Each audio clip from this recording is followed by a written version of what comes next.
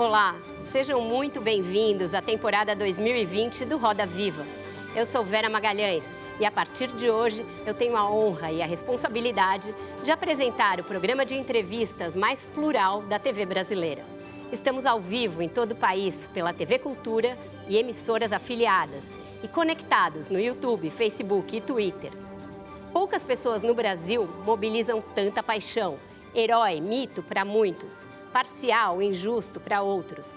Mas uma coisa é fato, o nosso entrevistado desta noite é um dos maiores protagonistas da história recente do Brasil. Isso se deve ao seu trabalho como juiz na Lava Jato, que encerrou em 2018 ao aceitar integrar o governo Jair Bolsonaro. Como ministro, enfrentou derrotas em embates com o próprio presidente, o Congresso e o Supremo Tribunal Federal, algo a que não estava acostumado como juiz. Também viu aumentarem os questionamentos à sua isenção após o vazamento de trocas de mensagens entre ele e outros integrantes da Lava Jato. Ainda assim, mantém apoio majoritário na opinião pública, como demonstram várias pesquisas recentes, o que faz com que seja visto como potencial candidato a presidente em 2022. Para falar sobre vitórias e reveses no governo, Lava Jato versus Vaza Jato e o seu futuro político, está no centro do Roda Viva essa noite o ministro da Justiça e Segurança Pública, Sérgio Moro. Formado em Direito pela Universidade Estadual de Maringá, com mestrado e doutorado em Direito do Estado pela Universidade Federal do Paraná, se especializou no combate a crimes financeiros. Ex-juiz da 13ª Vara Criminal Federal de Curitiba, Sérgio Moro trabalhou em casos como o escândalo de Banestado, esquema utilizado para o envio de bilhões de dólares ilegalmente para o exterior. Também colaborou com o STF no caso do Mensalão, mas ganhou notoriedade por sua participação na Operação Lava Jato. Com dezenas de processos, alguns ainda em andamento, a operação levou à condenação de mais de 160 pessoas, incluindo políticos, empresários e doleiros. Para entrevistar o ministro Moro, nós convidamos Alan Gripe, diretor de redação do jornal O Globo, Andresa Matais, editora executiva do jornal O Estado de São Paulo, Leandro Colom, diretor da sucursal de Brasília da Folha de São Paulo, Malu Gaspar, repórter especial da revista Piauí, e Felipe Moura Brasil, diretor de jornalismo da Rádio Jovem Pan. Contamos ainda com o traço rápido e refinado do nosso querido cartunista Paulo Caruso. Eu gostaria de agradecer ao ministro Moro e também aos jornalistas que aceitaram o convite para este programa de estreia. Aproveito para esclarecer que a produção do Roda Viva não submete previamente ao entrevistado a bancada de entrevistadores. Trata-se de uma regra em respeito ao público e também aos entrevistados. Boa noite, ministro. Muito obrigada por ter aceitado o convite para estar aqui conosco nessa noite de estreia. Boa noite, Vera. Eu que agradeço a oportunidade sempre de falar, não só para jornalistas qualificados, mas também para o público brasileiro e poder responder uma série de questões que forem colocadas. Obrigada, ministro. Como eu li nesse texto de abertura, o senhor, depois que deixou a Lava Jato e foi para o governo, se deparou com alguns reveses, algo que o senhor não estava acostumado, como sendo o juiz que dá ali a última palavra na sentença. O senhor teve algumas derrotas, inclusive no pacote anticrime. O senhor perdeu o COAF, que estava subordinado à sua pasta, mas passou para outra pasta, passou para o Ministério da Economia e depois para o Banco Central, enfim, ficou num vai e vem. E o senhor viu, por exemplo, aprovadas medidas com as quais o senhor não concordava, a lei de abuso de autoridade e a própria criação do juiz de garantias. Paralelamente a isso, o site da Intercept Brasil divulgou conversas entre o senhor e outros integrantes da Força-Tarefa da Lava Jato e isso foi parar no Supremo. Existe lá um pedido de suspeição do senhor como juiz no processo que condenou o ex-presidente Lula. Eu pergunto, este primeiro ano foi mais de vitórias ou mais de derrotas para o ministro Sérgio Moro? E se o senhor acha que o senhor perdeu o cacife em relação ao que o senhor tinha quando o senhor era juiz? Olha, tem que entender que como juiz, fui juiz por 22 anos. E mesmo na carreira da magistratura, eu tive, colocaria assim, vitórias ou derrotas, mas tive decisões que prevaleceram, tive decisões que foram alteradas, isso faz parte do próprio sistema judicial. Então, tive limites do atuar como juiz, eu não estou falando só sobre Lava Jato, estou falando sobre o passado também. Como ministro, existe a mesma situação. Nem sempre que se pretende, tudo que se pretende se consegue. Mas a minha visão geral é que foi um ano de sucesso para a área da justiça e segurança pública no país. Ilustrado pelo fato de nós termos aí uma queda sem precedentes históricos do número dos principais crimes, como assassinatos, latrocínios, roubos, todos esses indicadores criminais caíram. Claro que muitas vezes o que aparece mais, o que é mais visualizado, é o trabalho que se faz junto ao Congresso, de apresentar projeto, de lutar por esses projetos, e o trabalho executivo muitas vezes passa despercebido. Mas tem sido realizado um trabalho intenso dentro do Ministério da Justiça e Segurança Pública e acredito que vários, vamos dizer assim, deficiências estruturais estão sendo arrumadas. Estamos melhorando vários setores, por exemplo, de isolamento de lideranças criminosas, de melhor controle das fronteiras. A Polícia Federal tem trabalhado com absoluta liberdade para fazer suas investigações. Então, tudo isso tem melhorado. Mesmo na parte legislativa, quando se apresenta um projeto de lei junto ao Congresso, é natural que haja uma discussão. Não necessariamente tudo vai ser aprovado. O que é relevante é avaliar o produto final. A minha avaliação, muitos pontos importantes do pacote anticrime foram aprovados e que têm um grande potencial para mudar certos panoramas negativos da justiça brasileira. Vamos colocar um deles, que eu normalmente cito como exemplo. Apesar do revés relacionado à execução em segunda instância, pela mudança de presidente do Supremo, foi aprovado no projeto anticrime a execução imediata dos vereditos do Tribunal do Júri. O Tribunal do Júri julga basicamente homicídio e feminicídio, o que significa que o julgamento de primeira instância já vai ser executado. Então, isso tem um potencial para reduzir a impunidade desse tipo de crime, que certamente vai favorecer também uma melhora desses indicadores. Então, assim, a minha avaliação dentro do Ministério da Justiça e Segurança Pública, claro que tudo é sujeito à crítica, claro que tudo poderia ter sido feito mais, mas houve, sim, avanços significativos. E o senhor vê algum desgaste com a Vaza Jato ou não? Eu acho que esse é um episódio menor, né? Eu, sinceramente, nunca dei muita importância para isso. Acho que ali é um monte de bobajarada. Nunca entendi muito bem a importância para aquilo. Agora, foi usado politicamente para tentar, vamos dizer assim, soltar criminosos presos, pessoas que tinham sido condenadas por corrupção e, principalmente, enfraquecer politicamente o Ministério da Justiça e Segurança Pública. Eu tenho consciência absolutamente tranquila do que eu fiz como juiz. Né? Nós temos os números dos trabalhos que foram realizados, que revelam, por exemplo, que houve várias condenações, sim, mas condenações de pessoas que se corromperam ou que lavaram dinheiro, e teve também absolvições. Nem tudo que foi apresentado pelo Ministério Público foi sancionado pelo juiz. A demonstrar que houve uma farsa nessa tese, baseada nessas supostas mensagens, de que teria havido alguma espécie de conluio, que não é verdadeiro. Passando a bola para o Leandro Colombo. Boa noite, ministro. Ministro, vou começar falando, o senhor falou que é um tema menor, mas eu acho que é um tema extremamente importante. Em 2016, o senhor tomou uma decisão de liberar o áudio de uma conversa entre o ex-presidente Lula e a então presidente Dilma em relação à nomeação dele para a Casa Civil. O senhor falou em obstrução de justiça, transparência, que era para ele evitar uma prisão. E a decisão do senhor acelerou o processo de impeachment da presidente Dilma, mudou o cenário político do país, que teve seu papel, sim, na eleição do presidente Bolsonaro e na sua escolha como ministro da Justiça. As informações divulgadas pelo Intercept e pela Folha contradizem um pouco o seu argumento em relação a 2016. O ex-presidente Lula, naquele mesmo dia 16 de março de 2016, conversou com várias pessoas, inclusive Michel Temer, e não tratou de obstrução de justiça. O seu padrão de divulgação daquele áudio não seguiu o padrão de outros processos. Não foi, ministro, ali talvez não tenha sido o maior erro seu na condição da Lava Jato? Vale a pena tomar uma medida dessa numa investigação de combate à corrupção?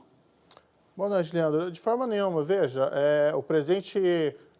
o ex-presidente Lula ia falar para o Michel Temer, olha, eu estou querendo escapar da justiça, por isso que eu quero virar. Você acha que ele ia falar isso, francamente, numa conversa por telefone com o ex-presidente Michel Temer, que era apontado como uma das pessoas que estaria, vamos dizer ali, trabalhando pelo impeachment da ex-presidente Dilma? Então, assim, se dá uma importância a esse áudio que ela não existe. como se a pessoa vai simplesmente confessar os seus crimes. O que foi verificado na época, em 2016, veja, nós estamos falando março de 2016. 16 de março de 2016. O que foi verificado na época, me passaram a informação, olha, existe aqui uma aparente tentativa de obstrução da justiça e os áudios apontavam aquilo, havia áudios nesse sentido, aliás, muito claros nesse sentido, e o que se entendeu a pedido da Polícia Federal, a pedido do Ministério Público, é que aqueles áudios deveriam vir a público, a bem do interesse público, para evitar aquela situação de obstrução da justiça. O interesse era unicamente relacionado àquele processo. Se isso ia ter reflexo ou não, politicamente, impeachment ou não, isso não é responsabilidade do juiz. O juiz tem que tomar a decisão que é correta para o processo. Naquele momento, eu proferi uma decisão fundamentada, argumentei qual que eram os motivos para tornar aquilo público e tornei público, está tudo lá. Pode-se olhar a decisão e falar, não, eu não concordo com a decisão. Mas as razões estão lá, não existem razões obscuras em relação àquela situação.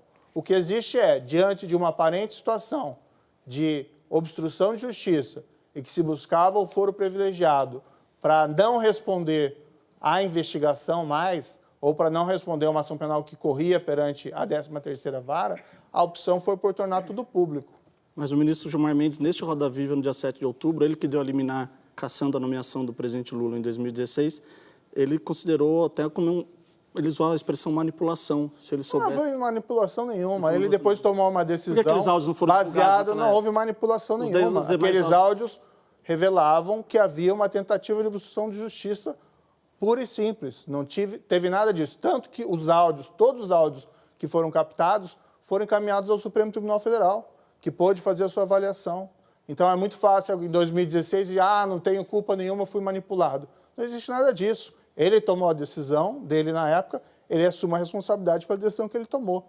Nada ali foi objeto de manipulação ou qualquer espécie de falsidade. Alan, por favor. Ministro, eu queria falar um pouquinho do seu primeiro ano. A gente percebeu que o senhor teve que abraçar muitas agendas que não eram agendas suas originalmente, né? A mais conhecida é a agenda das armas, né? Mas eu queria citar também a suspensão dos radares nas rodovias federais, né?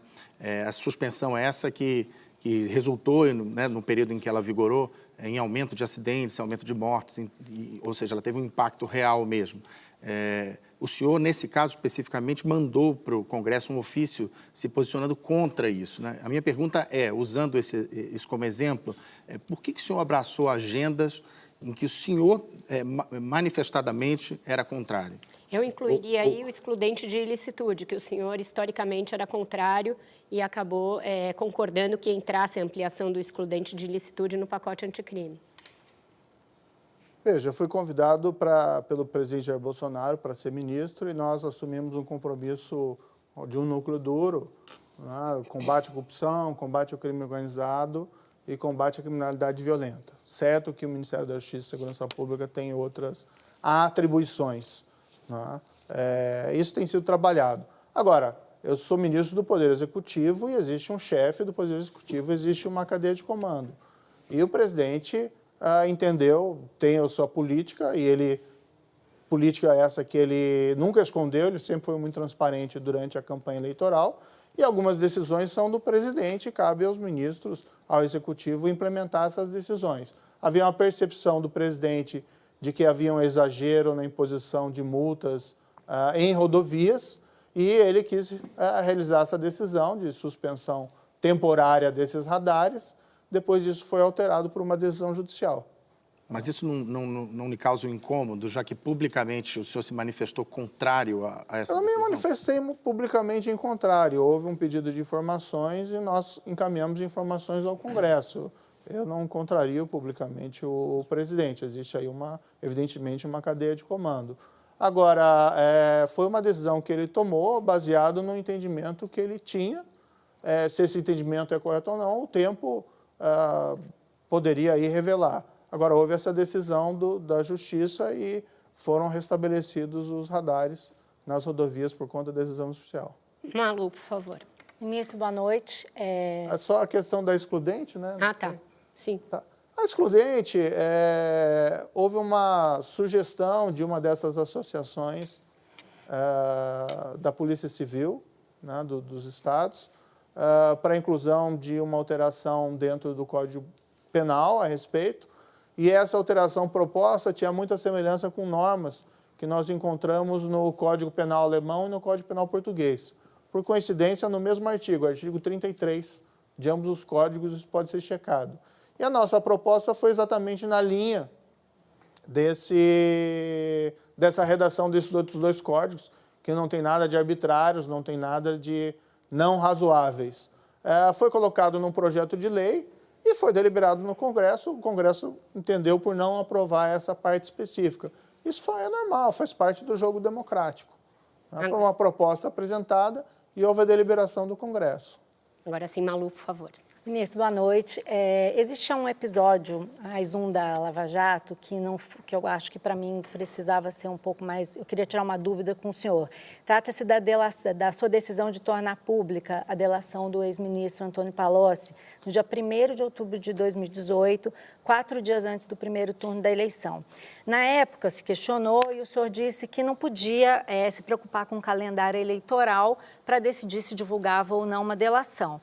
Até o senhor falou que o juízo não pode interromper seus trabalhos apenas porque há uma eleição em curso. Só que, pouco mais de 2 semanas antes, o senhor adiou o depoimento do ex-presidente Lula, no caso do sítio do Atibaia, alegando justamente que ele poderia interferir na eleição. O senhor disse que era a fim de evitar a exploração eleitoral dos interrogatórios. Então, eu queria saber, por que o senhor adiou um depoimento que poderia ser usado politicamente pelo PT, mas divulgou um depoimento que o senhor sabia que poderia prejudicar a campanha petista? É um caso de 2 pesos e 2 medidas, ministro? Não, Malu, veja, esse episódio do Palocci, do depoimento do Palocci, é um episódio que é totalmente superdimensionado, porque o próprio Palocci já havia prestado depoimento em audiência pública perante a 13ª Vara, não lembro uma vez ou 2 vezes, algum tempo atrás. E, basicamente, o que ele falou nessas audiências públicas é basicamente o que está naquele depoimento por escrito.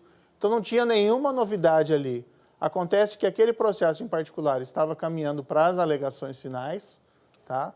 E havia esse documento que, por equívoco ou porque veio superveniente aos autos, me parece, decorrente da delação, da formalização, não havia sido juntado. Então, nós pegamos aquele depoimento que correspondia ao conteúdo que já tinha vindo a público no passado, há pouco tempo atrás, e foi colocado no processo. Aí se fez toda uma exploração em cima desse depoimento, como se fosse algo inédito, algo diferente, mas já tinha sido publicizado lá atrás. O depoimento trazia informações sobre a coisa do Caixa 2, o Pacto de Santos. Que ele já tinha falado, na audiência perante a Justiça. E o senhor até falou que não ia usar esse depoimento. Só não ia usar, qual era a necessidade? Eu tinha que usar porque, juridicamente, se eu não colocasse aquele depoimento que eu sabia que existia, poderia depois a defesa, por exemplo, arguir nulidade. Porque eu teria ocultado um depoimento que a acusação tinha tido acesso e não estava no processo. Então, eu estava preparando o processo com a eleição, na questão do depoimento, o senhor estava preocupado, do depoimento do ex-presidente Lula, o senhor estava preocupado com o calendário eleitoral. Não, mas veja, há uma diferença de grau enorme. Quando nós fizemos aquele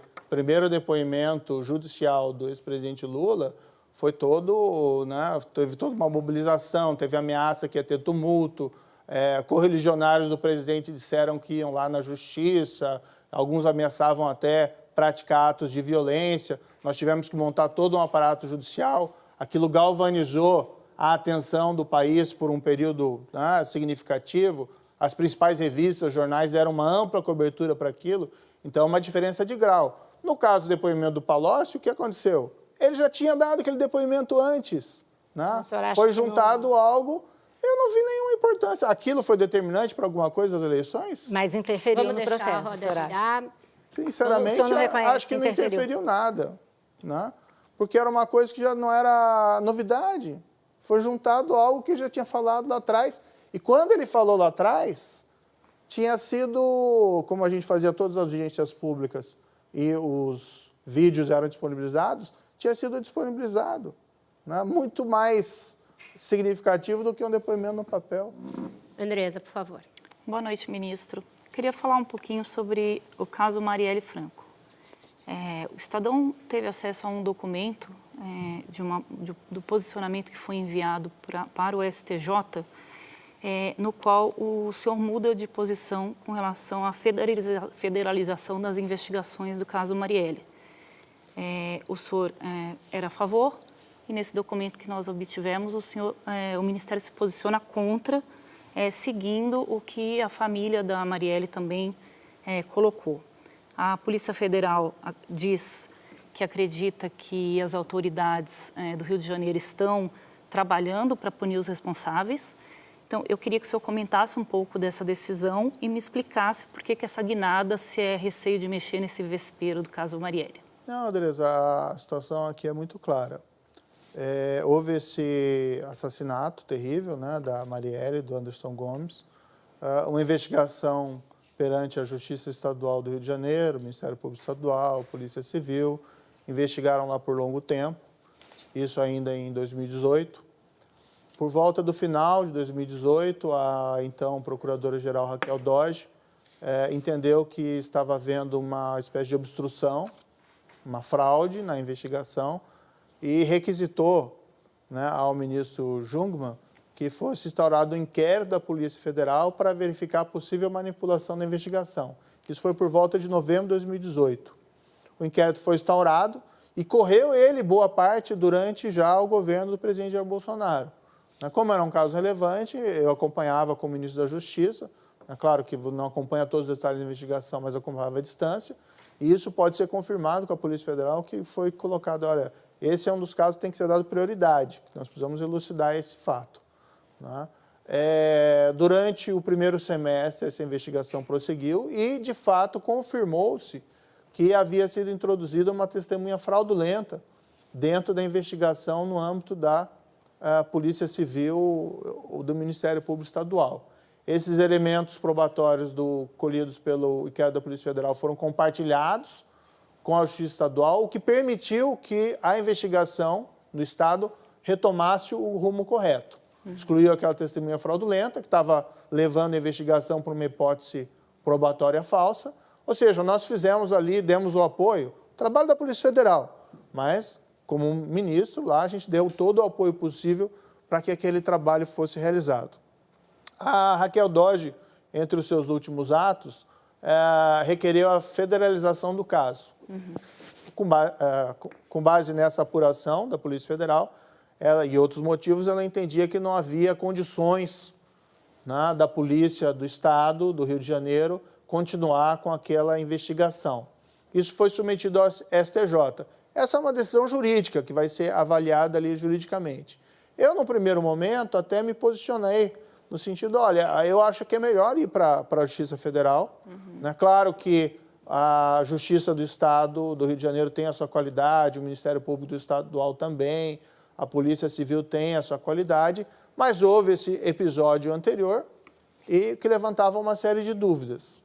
No entanto, quando eu externei publicamente essa posição de que achava conveniente essa federalização, familiares, né, da vítima, da Marielle, falaram também publicamente que não queriam que fosse federalizado e que ainda levantaram, aqui com todo respeito, acho que de uma forma não muito justa, de que a ideia de federalizar era para que daí o governo federal, de alguma forma, obstruísse as investigações. O que era falso, porque foi o próprio governo federal, com a investigação da Polícia Federal, que possibilitou, isso já reconhecido amplamente, que a investigação tomasse o rumo correto. Né? Agora, se a família não quer, as famílias da vítima não quer, se há essa colocação do governo, que o governo estaria querendo fazer algo de errado com a federalização, então daí a minha posição que é melhor a gente se afastar. Né? Acho que a palavra, a e o vontade presidente dos Bolsonaro concordou vítima, com essa... tem que ser levado em consideração. O presidente concordou com essa nova posição. É uma posição do governo de não federalizar mais o caso. Olha, esse assunto foi comentado com o presidente, né? O presidente sempre apoiou, que sempre entendeu que isso tinha que ser investigado, que isso tinha que ser elucidado. Houve essa investigação da Polícia Federal, né? Nunca houve qualquer interferência indevida do presidente, nunca houve qualquer afirmação, não faça isso, não faça aquilo. Sempre se trabalhou para que os fatos fossem da melhor maneira elucidados. Ministro. O nosso desejo Eu vou ter de interromper o senhor um minutinho, porque a gente precisa fazer um rápido intervalo. A gente volta já já com o ministro da Segurança e Justiça, Sérgio Moro. É só um instantinho.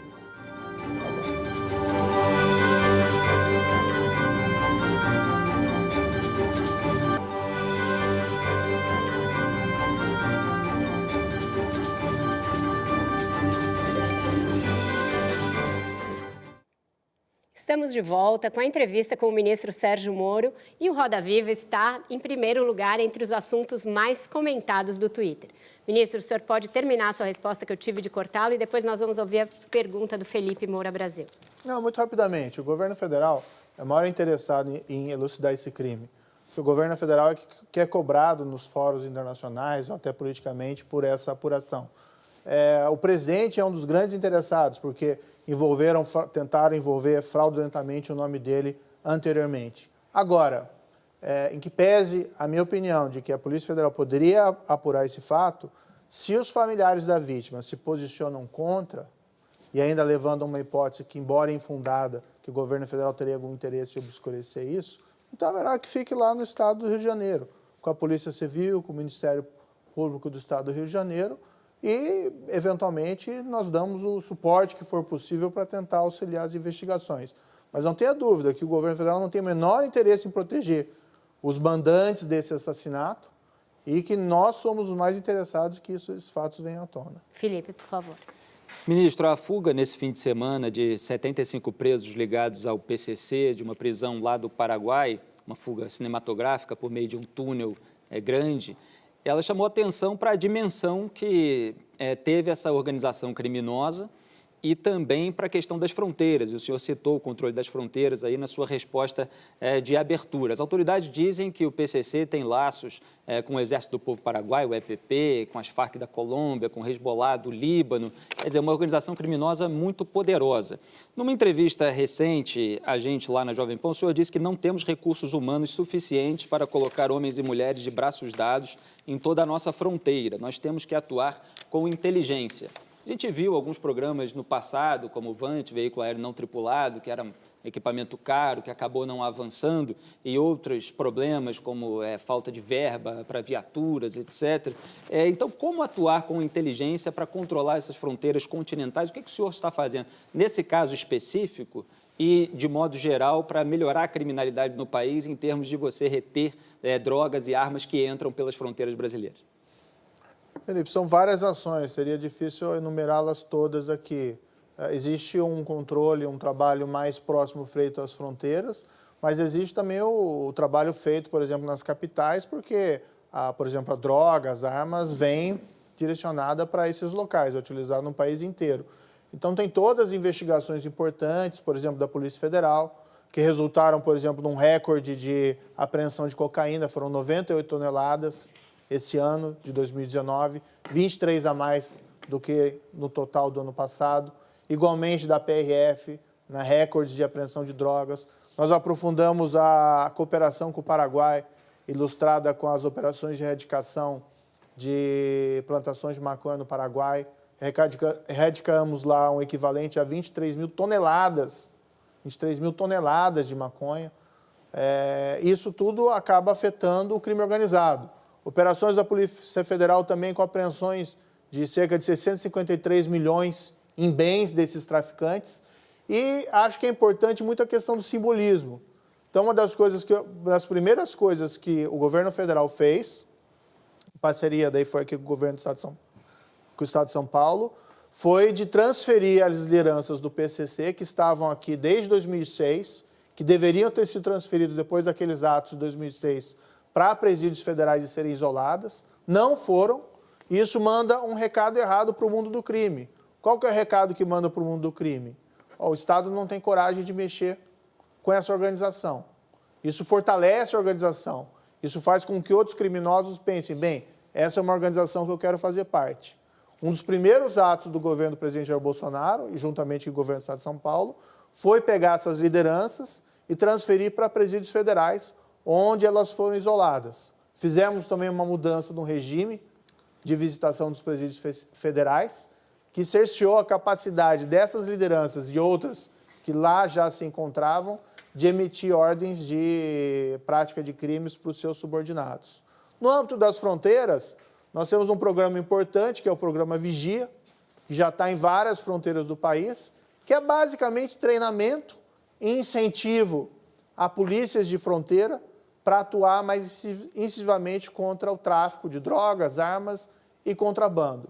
E nós criamos, que eu acho que é aí a cereja do bolo no controle de fronteiras, criamos no final do ano passado o que a gente chama de um Centro de Inteligência e Operações de Fronteira, em Foz do Iguaçu, que é um modelo baseado numa experiência norte-americana que eles chamam lá de Fusion Centers, que basicamente a gente coloca sobre o mesmo teto Polícia Federal, Polícia Rodoviária Federal, Receita Federal, COAF, polícias estaduais, polícias de outros países, forças armadas, tudo com potencial de ser expandido, e essas pessoas daí compartilham o quê? Compartilham inteligência, compartilham o banco de dados.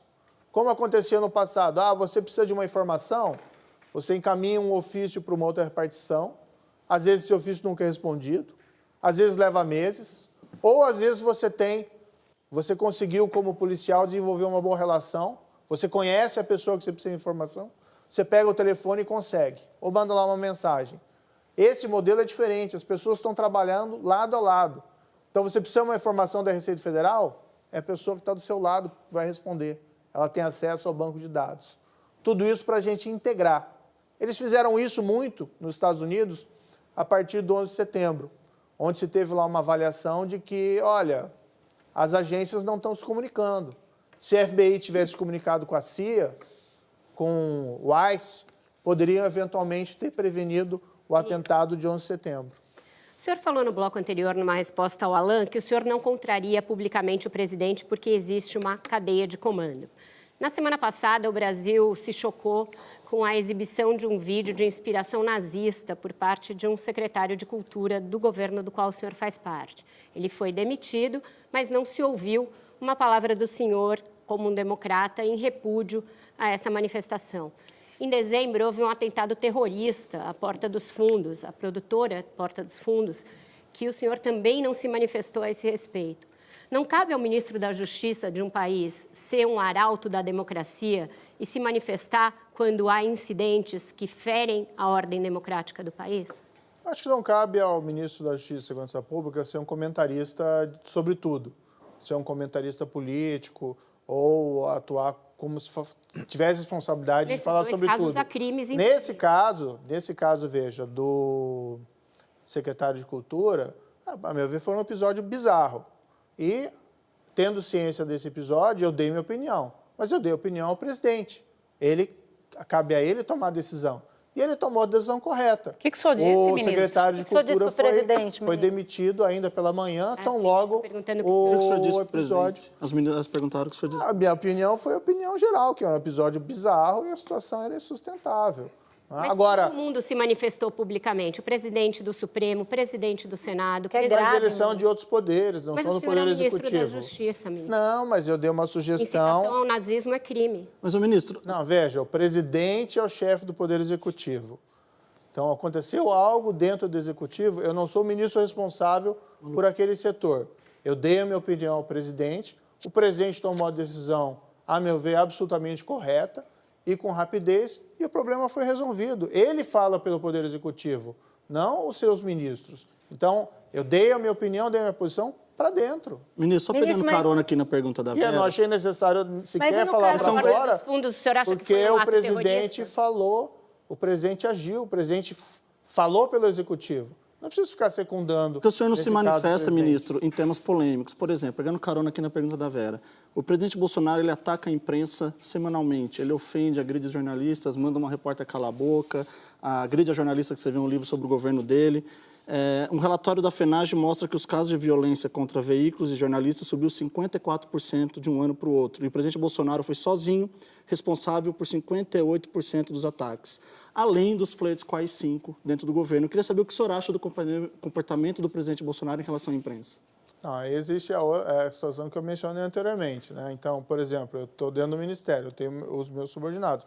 Os subordinados, eu falo com meus subordinados, orientações deles, e as reprovo quando é necessário. Né? O senhor, por exemplo, fala publicamente do seu chefe editor lá, vai O senhor é um homem público, ministro, é ministro da Isso. Justiça. Eu queria saber o que o senhor acha da postura do presidente em relação ao Não, Eu queria veja, só o completar. presente, o que acontece? A minha avaliação, o que eu vejo, que eu vi nas eleições passadas, você tinha um grupo falando que tomando o poder ia regular a imprensa, cercear, a meu ver, entender ali, tanto a liberdade de imprensa como a liberdade do judiciário, se falava que seria necessário uma reforma do judiciário, e do outro lado o presidente está dando ampla liberdade à imprensa para fazer o seu trabalho. Claro que isso é um dever, uma obrigação, um mandamento constitucional, mas não se vê qualquer iniciativa do presidente Sim, ministro. de cercear a liberdade Ele de já imprensa. proibiu a presidência Agora, da Folha de São Paulo, e proíbe repórteres de fazer perguntas, ele proibiu a presença da Folha de São Paulo em certames públicos, e isso foi proibido pelo Supremo Tribunal Federal, assim gestos e não só palavras. Não, Acho parece que que quando na você questão manda da uma repórter licitação ele calar a voltou boca, atrás, ministro. né? Ele anunciou algo e daí ele voltou atrás. Agora, veja, por exemplo, eu fui convidado para vir aqui para o Roda Viva.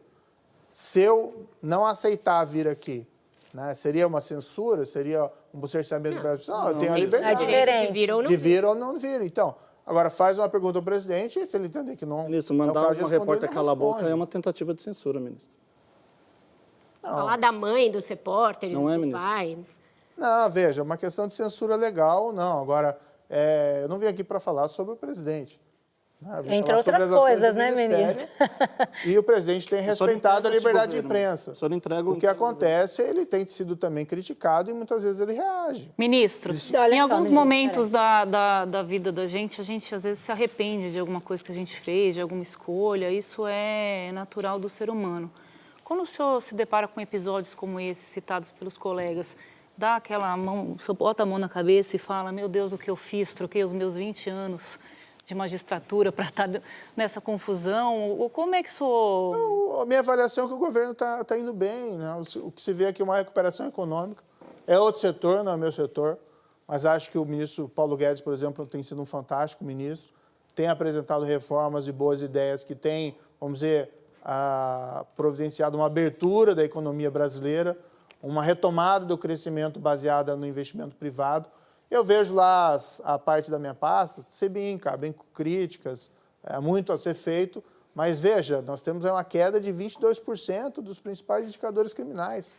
Quando que isso aconteceu no passado, no Brasil? Nós tivemos até setembro uma queda, até setembro de 2018, nós tivemos mais ou menos 37 mil assassinatos. Até setembro desse ano, nós tivemos 29 mil. E o senhor coloca O só na número sua ainda é conta, grande. ministro? Esse Não, número não. o senhor coloca só na sua conta ou o senhor divide com os Não, governadores? eu sempre falei muito claramente, ó, a gente não está aqui para receber premiação de final do ano, receber medalha, ou receber prêmio, ou coisa que o vale. Nós estamos aqui para fazer um bom trabalho. Eu sempre disse publicamente que é um mérito compartilhado das forças de segurança públicas federais com as forças de segurança pública estaduais e até municipais, quando nos municípios em que elas existem. Agora, como existe uma queda a nível nacional e como nós temos apresentado boas ações no âmbito federal na segurança pública, eu não posso deixar de reconhecer que, certamente, a ação do Ministério da Justiça e Segurança Pública também tem um papel relevante nessa queda significativa. Como mencionei, isolamento de lideranças criminosas. Tá? Nós temos uma força de intervenção penitenciária que tem atuado incisivamente em alguns presídios estaduais para retomar o controle. Onde eles têm atuado, tem caído abruptamente os índices de crime na região. Eles começaram a atuar na região metropolitana de Belém em agosto. Em setembro e outubro já tinha havido uma queda vertiginosa dos indicadores naquela região. Nós temos o projeto Em Frente Brasil, que é uma atuação incisiva em 5 municípios com indicadores de violência ruins. Nesses municípios, desde agosto, os índices caíram 44%. Nós temos esses recordes de apreensão de drogas. Quais estados que o senhor sentiu mais Peraí, dificuldade, Malu, ministro, por favor, a de... gente já está derivando. Eu queria falar de corrupção, ministro, porque o senhor veio para o governo com uma agenda anticorrupção muito forte. Inclusive, o senhor disse que viria para o Brasília para avançar essa agenda, né? E tem um item que me chamou a atenção, estudando para essa entrevista, que é uma declaração do senhor de novembro de 2018, o senhor falou para uma TV que o senhor achava que o ministro do novo governo que sofresse uma denúncia consistente de corrupção deveria ser afastado. O senhor disse, inclusive, que não era preciso esperar o julgamento final para afastar um ministro por corrupção e que o presidente Bolsonaro disse para o senhor que ninguém seria protegido se surgissem casos de corrupção dentro do governo.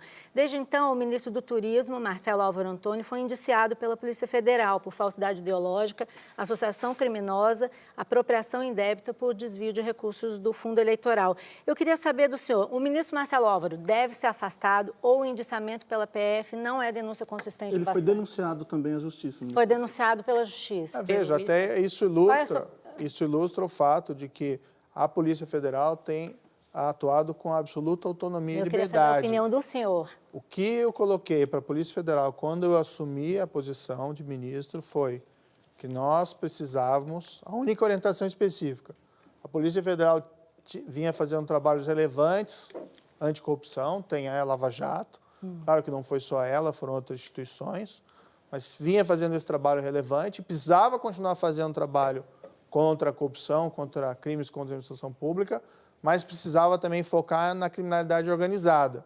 Porque a Polícia Federal tem essa qualidade técnica de polícia judiciária e ela, a meu ver, é a única, não é a única, assim, mas é que tem mais força para fazer frente aos desafios tanto da corrupção como do crime organizado. Então, quando a Polícia Federal indicia o ministro, ela está fazendo o trabalho dela. E aí, na sua opinião, como o senhor falou lá atrás... Cabe à Justiça fazer a avaliação e ao presidente fazer a sua avaliação. O senhor não se constrange em integrar um governo com o ministro denunciado? Não, veja, cabe à polícia fazer o seu trabalho, à Justiça fazer o trabalho e cabe ao presidente fazer a sua avaliação. Ministro, o senhor tem evitado, diz que não quer comentar e tem evitado fazer comentários sobre colegas e sobre o presidente. Mas o senhor fez um comentário uma vez sobre uma suspeita de caixa 2 do ministro Onyx Lorenzoni. O senhor disse que ele admitiu erros e pediu desculpas, que era um comentário claramente positivo. A minha questão é, além de ter que conviver com o caso Flávio Bolsonaro, ter que conviver com o caso do ministro do Turismo,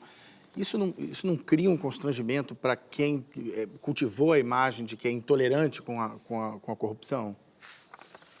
Veja, no Ministério da Justiça e Segurança Pública, nós temos continuado a fazer esse trabalho, nós temos fortalecido a Polícia Federal, nós temos fortalecido a Polícia Rodoviária Federal. A Polícia Federal tem feito operações extremamente relevantes de combate à corrupção.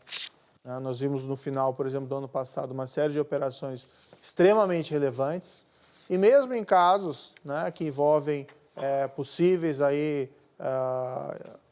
malfeitos a Polícia Federal tem feito seu trabalho normalmente. Agora, não pode o Ministério da Justiça, o Ministério da Segurança Pública responder por outras instituições, cada um faz o seu trabalho. Por que o senhor classificou como erros somente as suspeitas em relação ao ministro Onyx? O senhor acha que foi leve ali nesse... Sobre esse fato eu já declarei, acho meritório que ele tenha reconhecido que ele errou e esteja disposto a pagar por esses erros agora. Felipe, por favor. Ministro, no pacote anticrime enviado pelo senhor ao Congresso Nacional foram inseridos pelos parlamentares vários jabutis no jargão político que tem um objetivo diferente daquele pacote original, como o juiz de garantias, a criação dessa figura, novos obstáculos ali à prisão preventiva, a limitação à delação premiada e tudo isso acabou sancionado pelo presidente Jair Bolsonaro. No caso do juiz de garantias, o senhor tem focado, mas não se limitado a isso, na questão de que, o senhor disse originalmente, 40% das comarcas têm apenas um juiz, depois esse número entrou em debate, disseram que era 20% e que isso seria de difícil implementação. Houve a suspensão pelo Dias Toffoli de 180 dias até a implementação final. Agora, eu pergunto, com base, por exemplo, numa declaração ao Estadão da juíza corregedora Patrícia Álvares Cruz, coordenadora do DIPO, que é o Departamento de Inquéritos Policiais, ela disse que o juiz de instrução e julgamento, porque agora vai ter o juiz da fase de investigação e o juiz da ação penal. Então, que é esse, o juiz de instrução e julgamento, terá de tomar decisões sem ter acesso a todas as informações produzidas durante uma investigação. E ela diz, concluindo, obviamente o resultado disso será um número maior de absolvições. O senhor acredita que o fato de um juiz entrar depois da fase de investigação, pode gerar mais lentidão, já que ele vai ter que absorver todas aquelas informações? E o senhor concorda que pode haver um maior número de absolvições, como disse a juíza corregedora? A minha avaliação, Felipe, sobre o juiz de garantia é que, às vezes, a questão está sendo discutida de uma forma errada. A pessoa é contra ou é a favor do juiz de garantia? Sim. Agora, o problema são os detalhes, tem que se analisar os detalhes. A Câmara, com todo respeito, inseriu essa figura, fez a reforma de uma maneira assodada. Quantas comarcas de primeira instância só tem um juiz? 40%? 20%? Na verdade, ninguém sabe. Esse número de 40% era um estudo anterior do CNJ, que já tem alguns anos. Esse número de 20% é um número que foi colocado provisório e não está completo. Então, nós sequer sabemos o impacto disso nas outras comarcas. Quando nós vamos analisar o texto da lei, que foi aprovada, nós identificamos uma série de questões bastante polêmicas e algumas imperfeições técnicas. Por exemplo, mudou lá o artigo 3D do Código de Processo Penal. O juiz que proferiu qualquer ato previsto no artigo 4º e 5º do Código fica impedido para ser juiz da ação penal. Aí você vai ver o 4º e 5º no Código atual, não faz sentido. Eles se reportaram a 4º e 5º do projeto de lei, do novo CPP. Ou seja, a lei atual faz referência a atos de juiz previsto em artigos de um projeto de lei que não foi aprovado. Então, foi feito de uma maneira, assim, com todo respeito, apressada, sem que houvesse um estudo.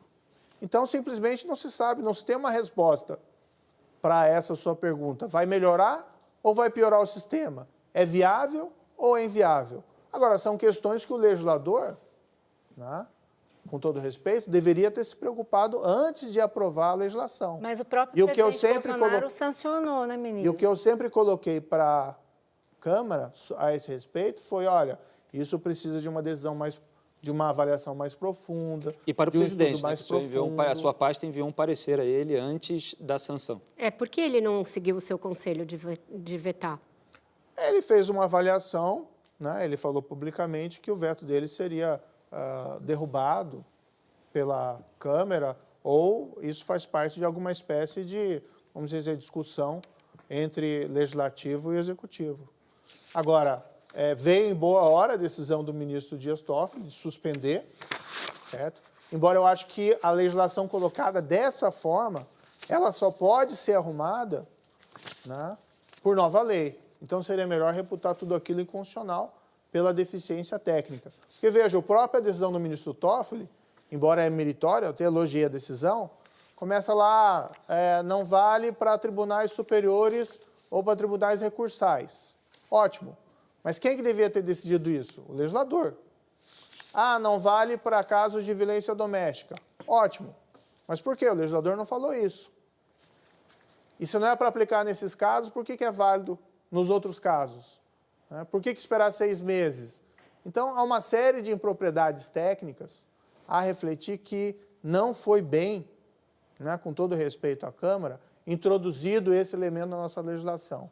Nessas circunstâncias, é melhor voltar ao zero, discutir isso tecnicamente, planejar... Durante esses 180 dias. O senhor acha que o Congresso pode rever e modular durante esses 180 dias? Ou o senhor está dizendo que o Supremo deve acatar a inconstitucionalidade? Olha, a posição do Ministério da Justiça e Segurança Pública sempre foi muito claro. Para saber se é o caso de mudar, a gente precisa saber onde nós queremos chegar.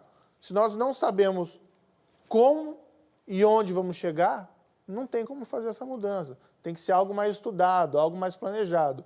E eu duvido que pergunte para qualquer brasileiro comum, qual que é o problema da justiça hoje no Brasil? Normalmente ele vai falar morosidade, que é o grande problema. Duvido que ele vai falar é que a gente precisa de um juiz de garantia na primeira instância. Não é uma prioridade da melhoria do nosso sistema judiciário a introdução dessa figura. Agora, se houver opção pela introdução dessa figura, e tudo bem, o legislador pode fazer essa opção, tem que ser algo muito bem planejado. Senão se corre o risco de gerar situações como essa, de que uma lei, logo antes de entrar em vigor, tem que ser suspensa por 6 meses pelo presidente Supremo, porque não se sabe se é viável. Então, isso tem que ser muito bem calculado, muito planejado. Ministro. Quando o sistema não funciona, no processo penal, você tem um risco muito grave de impunidade. de condutas criminais graves. Eu vou encerrar esse bloco, que só tem mais 1 minuto. É só fechando, dando um fecho na pergunta do Felipe. O senhor acha que a criação desse juiz de garantias foi um antídoto à atuação de juízes como o senhor foi? E é por isso que o senhor se irrita tanto com essa medida? O senhor acha que é uma tentativa da Câmara de pôr um carimbo na sua testa de que o senhor foi imparcial?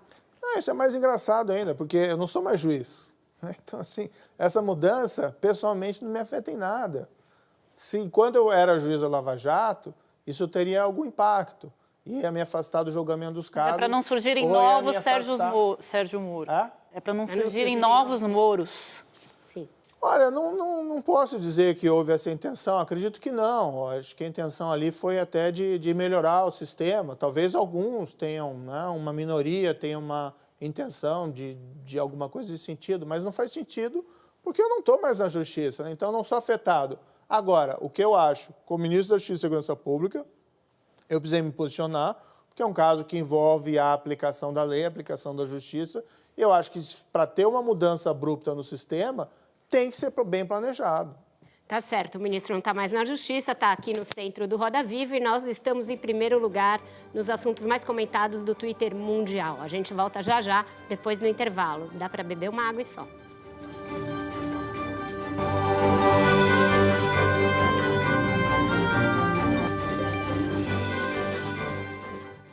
Estamos de volta com o Roda Viva, entrevistando o ministro Sérgio Moro. E agora a pergunta da Malu Gaspar. Ministro, eu queria voltar à questão da tramitação do pacote anticrime, porque diz respeito à sua relação com o Congresso Nacional. Durante a tramitação do pacote, o senhor sofreu diversas críticas e, entre outras coisas, pela campanha publicitária que o senhor promoveu e depois foi suspensa pelo TCU, e também por uma crítica de falta de conversa com o Congresso. O presidente da Câmara, Rodrigo Maia, disse que o senhor adota uma estratégia permanente de tentar acuar as instituições democráticas do país. E o ministro Bruno Dantas, que suspendeu a campanha, disse que somente uma mente totalitária, sombria, pode utilizar recursos públicos para manipular a população contra os canais de democracia representativa. Na prática, se eu entendi bem, o que eles estão dizendo é que o senhor usa a sua popularidade para forçar os limites institucionais no Brasil. O que o senhor tem a dizer sobre isso? Veja, se tem alguém que não briga com ninguém por aí, sou eu.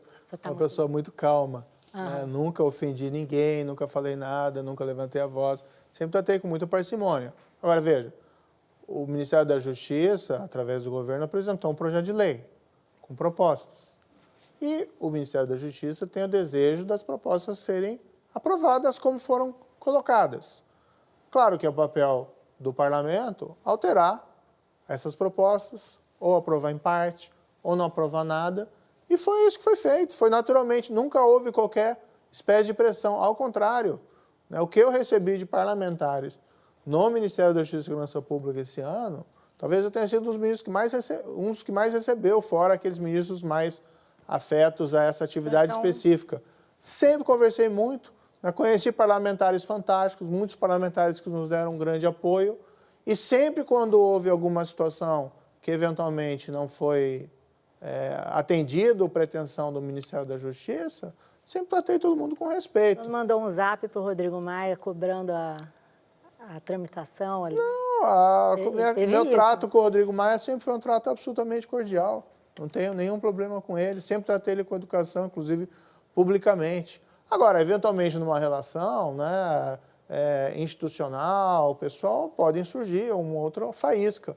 Mas daí a dizer que existe alguma coisa de autoritário, arbitrário nas políticas do Ministério da Justiça e Segurança Pública, acho que é na atitude. A meu ver, na atitude aonde? Nós somos o ministério mais aberto ao diálogo, né? E em trato... Bem, os outros também são, mas sempre tratamos todo mundo com respeito, absoluto respeito. E essa propaganda foi feita, né? Nós entendemos que era oportuno para mostrar a posição do governo. O governo está querendo derrubar esses indicadores criminais, está querendo ter uma legislação mais dura, porque, acima de tudo, que a gente acredita que para você reduzir o número de crimes, você tem que reduzir a impunidade. E você precisa aperfeiçoar a legislação. Com ações executivas, se avança muito, e nós temos avançado. Mas com uma legislação melhor, né, para o bem da população, para o bem da justiça e da segurança, nós podemos avançar. Nós quisemos fazer uma campanha nesse sentido. Suspenderam? Ninguém esperneou, xingou ou ofendeu quem quer que seja o Tribunal de Contas. Eu, particularmente, discordo da decisão que foi tomada, mas ficou nisso. Eu nunca utilizei palavras pesadas contra qualquer outra instituição, embora a recíproca, às vezes, não tenha sido verdadeira. Ministro, o senhor fala que as instituições estão funcionando no caso da Polícia Federal, e a Polícia Federal tem autonomia. No seu primeiro ano como ministro, teve muita discussão se o senhor teve ou não acesso a algumas investigações sigilosas da PF. O presidente Bolsonaro, numa entrevista coletiva no Japão, chegou a dizer, abre aspas, ele, Moro, mandou a cópia do que foi investigado pela Polícia Federal para mim. Meu assessor vai ler porque eu não tive tempo. Ele se referia ao inquérito dos laranjas do PSL. No caso do Intercept, quando saiu a prisão, a operação dos hackers, o senhor telefonou para algumas autoridades e disse no Twitter, pelo apurado, ninguém foi hackeado por falta de cautela. O senhor disse no Senado, em depoimento, que não tinha tido acesso a nenhuma investigação. Se o senhor não teve acesso, como é que o senhor soube o nome das autoridades? E se o senhor confirma que o presidente Bolsonaro, a declaração do presidente Bolsonaro, que o senhor levou a ele o relatório da investigação da PF? O papel do ministro da Justiça e Segurança Pública é um papel mais estrutural de coordenação. Agora, claro, nós não somos totalmente, vamos dizer, ficamos totalmente no escuro em relação às coisas que acontecem. No caso dos hackers, havia uma evasão criminosa de diversos aplicativos ou aparelhos celulares e veio uma informação de que figuras elevadas da República teriam sido hackeadas ou sofrido tentativa de hackeamento. Evidentemente, por uma questão até de segurança nacional, essas autoridades têm que ser comunicadas imediatamente. Ou, por exemplo, o presidente da República recebia informação que havia tentativa de hackeamento do telefone do presidente da República. Não se conseguiu alcançar o conteúdo, mas é meu dever comunicar de imediato, assim como foi outros presidentes de poderes. Simplesmente isso. Mas o senhor chegou a Quem falar... quer fazer isso? O delegado? Mas o senhor chegou a que falar não para o tinha ministro acesso do a essas STJ pessoas? que as provas seriam destruídas? Isso, exatamente. Ouvi isso. Veja, o que eu falei é que a tendência no processo seria da destruição das provas. Veja, um hackeamento criminoso que alcança, por exemplo, conteúdo do telefone do presidente da República, do presidente do STJ. Vai fazer o quê com essa prova? Mas essa decisão vai é do examinar? senhor, ministro. Decisão da Justiça. Não, mas eu coloquei minha opinião jurídica. Olha, isso aí Tava vai sob ser sigilo, destruído. né? Eu só coloquei na seguinte situação. Evidente que a Polícia Federal não tem nenhum interesse em examinar esse material, porque aí estaria dando aso àquela violação criminosa da privacidade do presidente da República, do presidente do STJ. Não acha que é muito agora não palpite sou num eu. assunto que interfere diretamente no senhor, ministro? Não, agora não Toda sou parte eu. interessada, ministro. Não sou interessado em nada. O senhor era um Eu estava hackeado. comunicando o presidente dos poderes por uma questão de segurança nacional, de que o telefone deles tinha sofrido tentativa de hackeamento e era necessário esse alerta de imediato. Ou simplesmente ia deixar que eles prosseguissem utilizando aqueles terminais contaminados sem tomar qualquer providência. Então, a única coisa foi essa. E, evidentemente, quem decide se destrói ou não destrói o material é a Justiça, é lá na investigação, não é o ministro. Mas, evidentemente, eu comuniquei que a Polícia Federal não iria devassar aquele conteúdo, até porque aquelas pessoas tinham sido vítimas de um hackeamento criminoso. E sobre os inquéritos laranjas, ministro, minha pergunta. Absolutamente natural. O presidente Bolsonaro disse que o senhor entregou cópia para ele. Não, esse episódio também já foi falado, refalado 200 mil Vou vezes. falar novamente, ministro. Então tá Explica bom. pra gente. Explica para Mas gente. assim, saíram em todos os jornais, inclusive na Folha de São Paulo, em manchete, sobre aquela investigação, Foi revelado pela Folha. né, sobre aquela investigação, e naquela data tinha havido buscas e apreensões, né? Então foi comunicado ao presidente, depois da ação policial, que tinham havido aquelas diligências, porque afetavam assessores de um ministro do governo.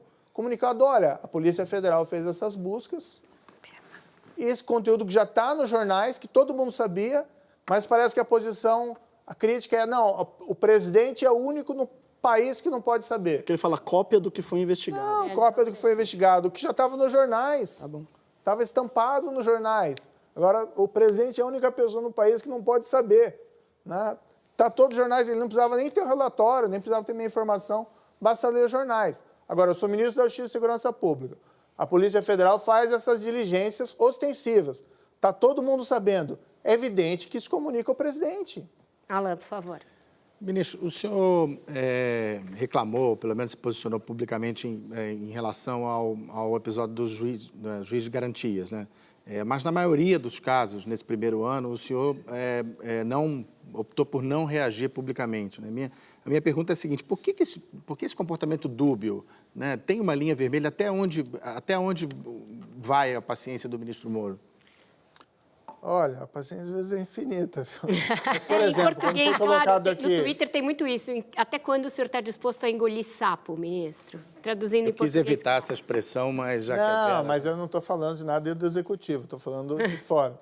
Por exemplo, ali foi colocado que, na pergunta anterior da Malu, né, que alguns criticam que o ministro está intimidando as instituições. Nunca fez isso. Agora, como membro do Poder Executivo, eu tenho presente que, por exemplo, se eu discordo de alguma decisão tomada por algum outro poder, existem algumas limitações institucionais do que eu devo, até onde eu posso me expor, até onde eu posso expor a minha posição. Assim como esses outros poderes têm relação às posições dentro do Poder Executivo. Então, é uma questão mais institucional, de estabelecer ali uma boa relação. No caso do juiz de garantias, eu já havia externado a minha posição pública contra, e, a meu ver, ali, por ser uma mudança estrutural tão significativa, mas tão mal preparada, eu me senti na obrigação de externar a minha posição, mas sempre coloquei com muito respeito. Falei, olha, a Câmara não andou bem, com todo respeito, em aprovar, precisa pensar melhor isso, se colocou lá em comarca de juiz único, vai funcionar por um rodízio. Que rodízio é esse, né? Rodízio de... Por exemplo, hipoteticamente, se o presidente voltar a tentar trocar o comando da Polícia Federal, como já quase aconteceu uma vez, o senhor aceitaria isso calado? Isso é uma pergunta especulativa, né? Não cabe tipo de... Mas houve, né, manifestações públicas de interferência na Polícia Federal. O que houve no passado, já foi também explicado, um mal-entendido em relação a uma situação específica da Polícia Federal, em que se inseriu, desculpe dizer aqui, a meu ver também fraudulentamente, o nome de um deputado ligado ao presidente numa investigação da Polícia Federal, no Rio de Janeiro, e essa inserção fraudulenta, a meu ver, tinha por objetivo colocar o presidente contra a cúpula da Polícia Federal, que não tinha nada a ver com o episódio. Foi por essa razão, ministro, então, isso que foi o Ricardo Saad esclarecido. caiu? Isso foi esclarecido e foi resolvido. Mas foi por essa razão, ministro, que o Ricardo Saad caiu? O senhor não acha que é pouco para derrubar um superintendente da Polícia Federal? Não foi, ele não tinha nada a ver com esse episódio, inclusive. Ele não tinha nada a ver com esse episódio. O que se fez era uma investigação embaixo, lá, sem o conhecimento dele, e se inseriu fraudulentamente um nome, né, para tentar derrubar o próprio Saad. E por que ele caiu, então, ministro? O senhor podia aproveitar, já que nós estamos nesse momento, esclarece para a gente, porque o presidente falou que ele caiu por problema de produtividade. Ele era um dos delegados... Não, havia uma troca que era planejada faz tempo, e o próprio Saad tinha externado, né, o desejo de deixar a superintendência. O Ricardo Saad é um profissional extremamente competente. Então não tem produtividade, nem milícias, nem Marielle, nem Flávio Bolsonaro. Não, isso aí é aquela questão de gerar teorias da conspiração, que no fundo não existe nada, né? Foi colocado no lugar do Saad um superintendente escolhido pela Polícia Federal, de extrema competência, e que vai realizar lá um bom trabalho. O Saad, que houve ali um momento infeliz dessa turbulência, que tentaram fraudulentamente colocar o presidente contra a Polícia Federal. Quando, a meu ver, o que aconteceu? Alguns indivíduos dentro da Polícia Federal tentaram criar essa situação artificiosa para tanto. Andresa, por favor. Ministro, não consta que o senhor seja terrivelmente evangélico e o senhor já disse algumas vezes que não se candidatará a cargos eletivos. Como é que fica o horizonte do senhor com relação a uma vaga no Supremo Tribunal Federal? Isso é uma pergunta interessante, porque não tem vaga no momento, né? Eu sempre acho, assim, não muito apropriado, sem qualquer censura a sua pergunta, mas acho inapropriado discutir vaga sem que exista, de fato, a vaga. Isso não é algo que era tão comum no passado. Eu fui convidado pelo presidente lá, naquele 1º de novembro de 2018, tá? E que a gente tem um compromisso de ser firmes contra a corrupção, crime organizado, criminalidade violenta. E essa é a missão básica do Ministério da Justiça e Segurança Pública, algo que, com críticas que forem cabíveis e avanços que nós gostaríamos de ter maiores, mas acho que estamos conseguindo por essa redução dos indicadores. O senhor sempre dá essa resposta de que a vaga não existe. Não, então, o meu desejo é aprofundar esse trabalho. Esse assunto foi levantado pelo próprio presidente da República, na época que o senhor foi levado ao governo, isso também foi dito, né? Esse ano já é o ano, né, de abertura da vaga do Supremo, e o presidente tem dito que o perfil que ele quer para essa vaga, que eu saiba, não se encaixa ao senhor. O senhor é terrivelmente evangélico? Qual que é a Acho sua... que o presidente vai decidir isso aí no momento quando surgir a vaga. É uma expressão que ele utilizou, né? Eu, na verdade, não sou evangélico, muita gente acha que eu sou evangélico, eu sou católico. Esse é um dos fatores que podem ser levados em consideração. Acho que a principal é a credibilidade, reputação, honestidade, conhecimento jurídico. Pode a questão da religião ser levada em consideração? Pode ser levada em consideração. Não é um fator fundamental. Mas essa é uma decisão que certamente o presidente vai tomar somente quando surgir essa vaga. Antes o que existe é só uma especulação. Posso indicar o fulano X, posso indicar o fulano Y. Né? Eu tenho um grande respeito lá pelo ministro Celso de Mello, acho que ele foi um dos grandes ministros do Supremo Tribunal Federal.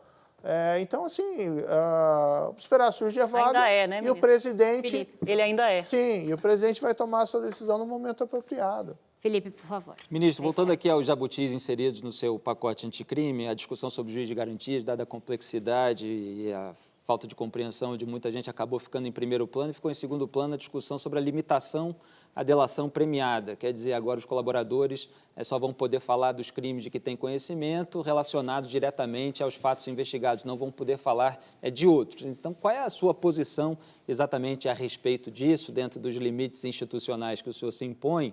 E quais são os casos de colaboração premiada que o senhor acompanhou nos seus 22 anos de magistratura que não se repetiriam agora e que foram importantes? Eu tenho uma avaliação sobre esse dispositivo. O Ministério da Justiça e Segurança Pública opinou pelo veto, para evitar uma interpretação errada. Mas a minha interpretação que eu faço desse dispositivo é a seguinte: se quem redigiu tinha essa intenção ou não, não sei. Mas a minha interpretação é a seguinte: que o delator é obrigado a revelar todos os fatos atinentes àquele crime em relação ao qual ele é acusado, inclusive em relação a cúmplices. Mas em nenhum momento a norma tem o efeito de proibir que ele revele outros crimes, porque não faz sentido essa interpretação. Não vamos ouvir o que o senhor tem a dizer sobre... Não, eu tenho um outro esquema de corrupção aqui que eu queria revelar para as autoridades, acho importante. O Ministério Público, a polícia... Não, isso o senhor não pode falar para nós. Tapa os ouvidos. Para mim é uma interpretação que é... Mas essa é a interpretação que está vigorando por aí. Não foi ainda aplicada. Para mim é uma interpretação que não se sustenta. Sinceramente, para mim é até ridículo. Então, se foi colocado isso com essa intenção, e eu não tenho certeza se realmente foi isso, acho que ela não vai ter o efeito pretendido. Pelo contrário, acho que a tendência, tanto dos juízes como dos promotores, como dos policiais, vai ser interpretar que o que ali se estabelece é que é um dever estrito do colaborador de revelar todos os fatos atinentes ao crime em relação àquele coacusado, sem prejuízo de revelar outros. Eu não vejo outra interpretação possível, porque senão é algo assim tão sem sentido. Agora, para evitar qualquer controvérsia, nós opinamos pelo veto. Mas eu, sinceramente, se fosse juiz, agora não sou mais, eu jamais ia interpretar no sentido de que isso proíbe o colaborador de revelar tudo o que ele sabe. E aí provavelmente teria recurso ao Supremo para definir exatamente isso? Eu acho que é um contrassenso dizer que um criminoso que se dispõe a revelar os seus crimes não pode revelá-los num acordo de colaboração. Para mim é uma interpretação tão estapafúrdia desse dispositivo que não acredito que alguém em sã consciência pode entender que essas revelações sobre outros crimes que não que é objeto da acusação seriam de alguma forma nulas e inválidas. E são apelações como a do Palocci, né? Só para concluir os exemplos que o senhor viveu na magistratura, de colaboradores que falaram sobre vários crimes diferentes, não necessariamente ligados diretamente àqueles fatos originais investigados. Mas isso vai gerar outra controvérsia de interpretação, porque, veja, as revelações de vários dos colaboradores na Operação Lava Jato, havia muitos fatos diversos, mas havia um tronco comum. Tanto que eles foram denunciados por associação criminosa, organização criminosa, E o Ministério Público tentava, e a Polícia Federal, descrever aquilo como fazendo parte de um todo, né? Então, daí vai chegar, tá, e se esse crime que ele é acusado faz parte de um conjunto maior, ele não vai poder revelar? A meu ver, impor Mordaça. a mordaça é um negócio que, se nós formos interpretar nesse sentido, nós estamos fazendo uma inovação a título mundial que nós vamos merecer alguma espécie de troféu, por exemplo, de estultice. E com o troféu de estultice, a gente fecha o terceiro bloco, vai para mais um breve intervalo e volta para o último bloco com a entrevista com o ministro Sérgio Moro. Não saia daí.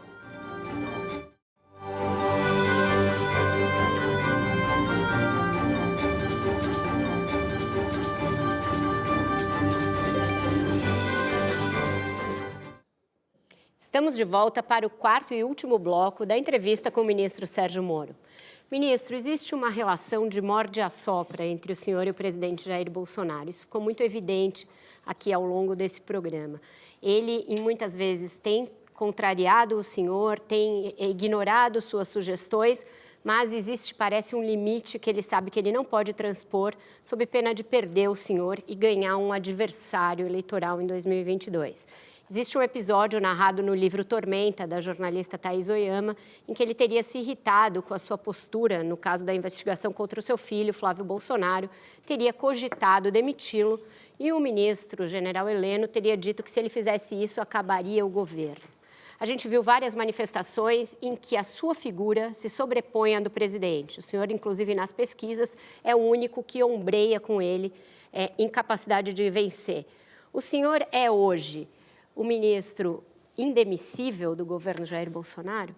Não, veja, essa avaliação de eventual animosidade entre o presidente e eu, na verdade, é uma avaliação que é você que está fazendo, né? Eu, na verdade, tenho uma relação ótima com o presidente, tenho uma relação muito boa. E sobre esse episódio do livro, eu não li o livro, né? Saiu agora, né? Então é recente. Eu, parafraseando um famoso escritor, diria que os boatos sobre minha demissão foram um tanto quanto exagerados. Não foi bem assim. Houve, sim, um problema muito relacionado àquela questão que mencionei há pouco, né, da fraude envolvendo uma investigação da Polícia Federal, pois o fato foi devidamente equacionado. Mas nessa situação da paralisação das investigações do COAF, não houve outra animosidade? O senhor não teve uma conversa dura com ele no Palácio da Alvorada? Nós nunca tivemos situações assim de que um gritou com o outro ou saiu gritando, como eu vi. Não estou dizendo no livro, porque eu não li o livro, né? Mas eu nunca vi em jornal falando isso, nunca aconteceu isso, né? Então, o que existe muitas vezes é uma rede de boatos. Às vezes uma coisa vai aumentando e tal, mas a relação com o presidente sempre foi absolutamente cordial, né? Muitas vezes até também brincadeiras, piadas, não tem nada de anormalidade. E ele tem dado um apoio, né, grande, veja só, ele fortaleceu a Polícia Federal. Nós tínhamos um concurso em andamento, ele dobrou o número de convocados, mais do que dobrou, ele dobrou o número de convocados também da Polícia Rodoviária Federal. O orçamento do Ministério da Justiça e Segurança Pública esse ano está muito bom. Ano passado mesmo nós herdamos um orçamento que era do governo anterior, que não era dos melhores. Houve necessidade de contingenciamento pela questão fiscal e esse contingenciamento foi sendo, vamos dizer assim, revisto no decorrer do ano. Tivemos uma excelente execução orçamentária. Então, assim, tem muitos boatos que são exagerados, mas... enfim, a relação é ótima. Ministro, além de um ministro denunciado por crime eleitoral, hoje há um caso de conflito de interesse dentro do Palácio do Planalto. A Folha revelou semana passada que o secretário de Comunicação, Fábio Van Garten, é dono de uma empresa que tem contratos com TV e agências que recebem da SECOM. Ele dá o dinheiro para a empresa que tem contrato com a empresa dele. Se o presidente Bolsonaro pedisse um conselho para o senhor que foi magistrado, o senhor que conhece a legislação, o que o senhor diria a ele? Se ele pedir, eu vou dar a ele. Não, conta pra gente. Não, para os jornais publicamente. É como aquela questão própria do... só fazendo uma comparação, evidentemente não tem uma proporção cabível. A questão lá do vídeo do secretário da Cultura. houve um episódio, eu dei o meu conselho para dentro do governo, e cabe ao governo tomar, o presidente tomar a sua decisão, e ele tomou a decisão dele. Né? Então, eu não preciso ficar externando o meu conselho ao presidente, até porque isso transpareceria uma forma de tentar pressionar o presidente a tomar a decisão X ou Y. E o presidente tomou a decisão certa. No que se refere a essa questão, existem fóruns dentro do governo que cabem dar uma opinião sobre essa situação específica. E, havendo essa opinião, isso vai ser levado ao presidente e ele vai tomar a decisão dele. Andresa. Ministro, o senhor vai dizer que está longe também, mas o que a gente... quando eu estava vindo aqui para o programa, eu peguei um Uber e ele me disse assim, eu queria que você falasse lá para o Sérgio Moro que eu não fiquei decepcionado com ele como ministro, porque eu achei que ele ia ser técnico e, na verdade, ele é político. E quando eu achei que ele ia fazer mais críticas ao senhor, ele falou assim, mas se ele for candidato a presidente, eu vou votar nele. Mas por quê? Não, porque eu acho que ele seria um bom presidente, que ele não iria se envolver em confusões e tal, mas eu também acho que ele vai sofrer um impeachment e ele não vai conseguir terminar o governo. Ele traçou toda a história do senhor. Convidar ele para fazer um documentário. O senhor deve ouvir muitos pedidos, muitos apelos para o senhor ser candidato a presidente, muitas histórias como essa pelas ruas. O presidente Jair Bolsonaro tem falado sobre esse assunto. Essa semana ele brincou ali com o senhor, ali está o meu sucessor, o meu vice. Queria que o senhor dissesse muito claramente, o senhor é candidato à eleição presidencial de 2022 ou daí para frente? Essa mosquinha da política já picou o senhor? Não tenho esse tipo de ambição e nós temos que ter bastante pé no chão. Existe o famoso ditado latino que diz sic transit gloria mundus. Então, essas questões de popularidade, elas vêm, vão, passam. O importante para mim ali é fazer o meu trabalho como ministro da Justiça e Segurança. Foi o que eu me propus com o presidente. Acho que nós estamos no caminho certo. O senhor assinaria um documento dizendo assim, eu não serei candidato em 2022, aqui agora, vamos lá no cartório? Não faz o menor sentido assinar um documento desse, porque muitas pessoas assinaram esses documentos e depois rasgaram. O que eu posso dizer é o seguinte, eu não tenho esse tipo de pretensão. O candidato do governo federal, como já foi colocado pelo presidente da República, Jair Bolsonaro, deve ser ele mesmo, né? Se ele não mudar de ideia, mas ele manifestou o desejo de, aparentemente, ser reeleito. Então, assim, eu sou ministro do governo do presidente Jair Bolsonaro. Evidentemente, os ministros do governo do presidente Bolsonaro vão apoiar o presidente. Né? Esse é um caminho natural. Eu não tenho esse tipo de ambição. Veja, eu já fui juiz lá por 22 anos, tive casos muito difíceis. O pessoal fala em Lava Jato e tal, mas tive casos envolvendo o Fernando de Beiramar, tive casos envolvendo o PCC, tive muitos casos complicados de tráfico de drogas e lavagem. Sempre geraram momentos de tensão. Na Lava Jato também isso se agudizou, porque, além de tudo, né, teve esse foco muito grande da opinião pública, da imprensa, e a perda de privacidade foi muito grande. Como ministro também não é um trabalho assim tão simples. Não que eu estou reclamando, é que eu fiz essas opções, são essas escolhas. Eu não tenho o direito de reclamar. Mas o que eu posso dizer é assim, a minha vida já é suficientemente complicada. E o que me interessa é fazer o meu trabalho bem no presente momento. Estou pensando lá em daqui a 10 anos, daqui a 15 anos. Eu posso simplesmente completar esse período de 4 anos como ministro e ir para a iniciativa privada. Né? Vai ser, em tese, espero, né? Às vezes se engana, espero que seria mais sossegado. Pode não ser também, às vezes tem uma ilusão. Malu. Eu sempre prometi tirar um ano sabático, né, fora, no exterior, estudando. Aí tem algumas dificuldades, problema também de dinheiro, coisa assim. O dólar está alto, né? Mas é algo que eu queria fazer e não tive oportunidade até hoje. Nisso, eu queria falar sobre Vaza Jato no seguinte sentido. O senhor sempre diz sobre esse caso que o senhor não sabe dizer se os diálogos são, como é que se diz? Autênticos, verídicos. E também que, se forem, caso forem, não fica claro ali que tenha havido nenhuma fraude processual ou inserção de nenhuma prova no processo. Mas alguns diálogos, entre os quais até o senhor admitiu que poderiam ter ocorrido, inclusive a história de passar uma fonte para o Ministério Público, indicar uma pessoa que teria alguma informação para o Ministério Público. O senhor até já disse que foi um equívoco. O senhor também, naqueles diálogos, aparece discutindo se uma operação deveria ser adiada ou não e também recomendando recomendando ao Ministério Público que não recorresse do habeas corpus de um executivo da Odebrecht. O artigo 254 do Código Penal diz que o juiz deve se dar por suspeito se ele for amigo ou inimigo de uma das partes ou se ele tiver aconselhado qualquer das partes. O senhor não acha que esses diálogos se inserem nesse aconselhamento? O senhor não orientou a investigação? Eu entendo que da Vaza Jato que fica isso, né, ministro? Primeiro, existe um hackeamento criminoso. Esse material nem poderia ser considerado. 2, não foi demonstrada autenticidade. O senhor nunca negou o 3, conteúdo. eu não tenho essas mensagens porque eu falei publicamente, eu abandonei esse aplicativo Telegram em 2016, 2017, sei lá. Na época que teve lá o escândalo das eleições americanas, que tinha receio de invasão russa e aquele aplicativo era russo, né? Daí eu olhei que, não, bem, melhor deixar fora. E saindo do aplicativo se perdem lá as mensagens se ficar num período de atividade por mais de 6 meses. Então não tenho como realizar esse comparativo. Algumas dessas mensagens que eu fiz, o que eu percebi, olha, o que tem aí é um sensacionalismo. Vi lá uma mensagem falando assim, o Ministério Público, eu vou requerer a prisão preventiva de X. Aí eu supostamente falando, se for requerer a prova tem que ser muito robusta. Se essa troca de mensagem aconteceu, isso é algo absolutamente normal, isso não é conselho nenhum. Outra que eu vi lá, o juiz Moro orientou busca e apreensão da Polícia Federal. O que eu vi na mensagem?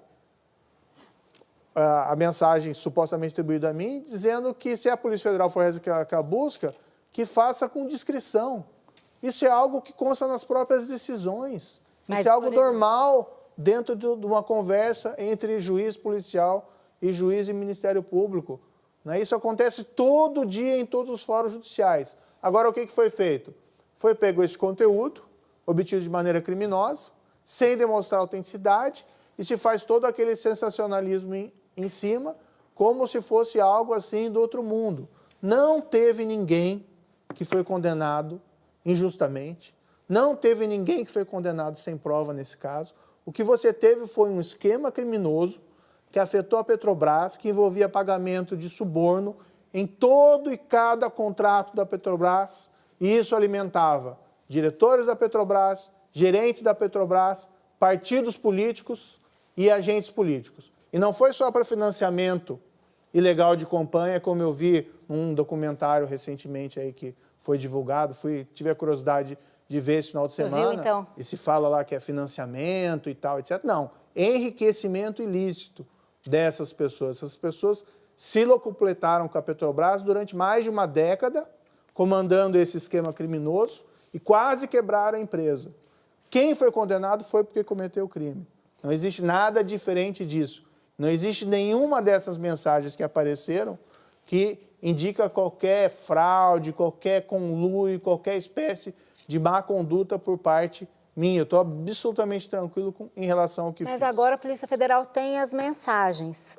O senhor não tem interesse em fazer uma perícia para ver se elas são verídicas ou não? O senhor nunca negou o conteúdo delas, ministro? Eu não tenho conteúdo mais delas. O que eu disse foi que, se os conteúdos que forem apresentados forem verdadeiros, não existe nenhuma fraude ali praticada. O que existe é absoluto sensacionalismo. Eu vi lá um caso lá que saiu um pouco dessas mensagens, mas que foi divulgado pela Folha de São Paulo. O juiz Moro dá uma palestra, cobra a entrada e doa o dinheiro para o Pequeno Cotelengo, que é uma entidade de caridade lá em Curitiba que atende crianças com graves graus de deficiência. O juiz Moro não informou no cadastro do TRF4 que deu essa palestra. E foi colocado aquilo com destaque pelo UOL, pela Folha de São Paulo, durante todo um dia. O juiz Moro dá uma palestra. Puxa, falar juiz Moro é complicado, né? É terceira pessoa. Mas, enfim, eu dei uma palestra, o dinheiro arrecadado foi direcionado a uma filantropia, pessoas com deficiência, crianças, adolescentes. E a Folha de São Paulo me acusou de má conduta naquele caso. A mesma coisa nas mensagens. Não existe uma mensagem ali daquelas que foi revelada que revela qualquer espécie de má conduta ou fraude da minha parte. E não reconheço a autenticidade. E as mensagens, nós vamos examinar as mensagens obtidas por hackeamento criminoso, né? Então, cabe. Não sei, Então, não pode? com essa discussão, a gente encerra, infelizmente. O nosso tempo está esgotado, a discussão está muito boa. Eu agradeço muitíssimo ao senhor ministro, agradeço também ao Alan Gripe, à Andresa Matais, ao Leandro Colom, à Malu Gaspar e ao Felipe Moura Brasil. Eu agradeço, sobretudo, a você que esteve conosco até agora, dando essa enorme audiência, essa enorme repercussão. O Roda Viva fica por aqui, mas na próxima segunda-feira eu estou de volta e a gente tem mais entrevista. Boa semana e boa noite.